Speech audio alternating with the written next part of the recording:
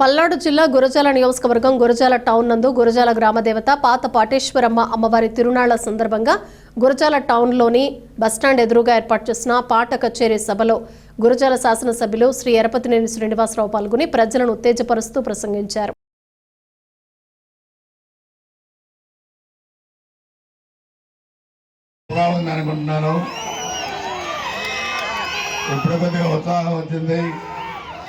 బోర్లున్నాయా బోర్లున్నాయా బోర్లుండి ఓదండి.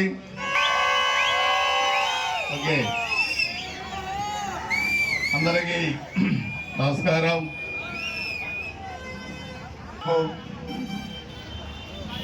పల్నాడు ప్రాంతాన్ని చల్లగా కాపాడే తల్లి పాదపాటేశ్వరమ్మ వారి తిరునాళ్ళ సందర్భంగా నిన్న ఈరోజు ఒక కోలాహలమైన వాతావరణంలో మీ అందరి ఆనందోత్సాహాల మధ్య ఈ పండుగ జరుపుకుంటున్నారు. నిన్న చెప్పినా, ఈరోజు చెప్పినా, రేపు చెప్పినా, ఎన్ని సంవత్సరాల తర్వాత అయినా ఈ రాష్ట్రాన్ని, గురజాల నియోజకవర్గాన్ని తీసుకెళ్ళింది గౌరవ ముఖ్యమంత్రి చంద్రబాబు నాయకత్వంలోని ఎన్డీఏ ప్రభుత్వం.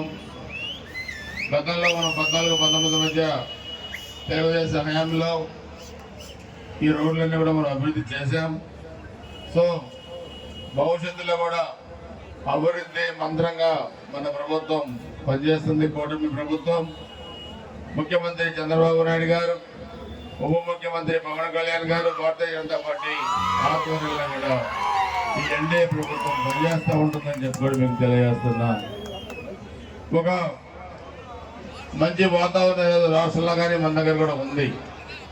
1924 మధ్యన అరాచకం మనం చూసాం, అది మనం వద్దనుకున్నాం. అందరినీ బతకమంటున్నాం, అందరినీ అభివృద్ధిలో భాగస్వాములకు అమ్మంటున్నాం. ఆ విధంగా మనం పార్టీలకు అతీతంగా సంక్షేమ కార్యక్రమాలు చేస్తా ఉన్నాం. నుంచి సంక్షేమం వైపు ముఖ్యమంత్రి గారు చేసుకొస్తున్నారు.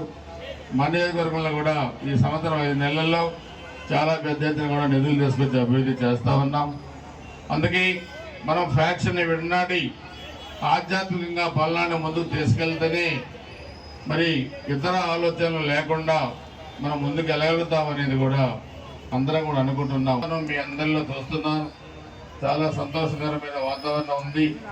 అన్ని కుటుంబాలు అందరూ బాగుండాలని చెప్పి కూడా కోరుకుంటూ ఆ అమ్మవారి ఆశీస్సులు అందరికీ అన్ని కుటుంబాల్లో ఉండాలి. పిల్లలు బాగా చదువుకోవాలి, ఉద్యోగాలు రావాలి, పంటలు బాగా పండాలి, వ్యాపారాలు బాగా ఉండాలి, ఉద్యోగస్తులు కూడా చాలా బాగా ఉండాలి, వాళ్ళ కుటుంబాలు కూడా సంతోషంగా ఉండాలని చెప్పి కూడా కోరుకుంటూ ఇప్పటికే లేట్ అయింది.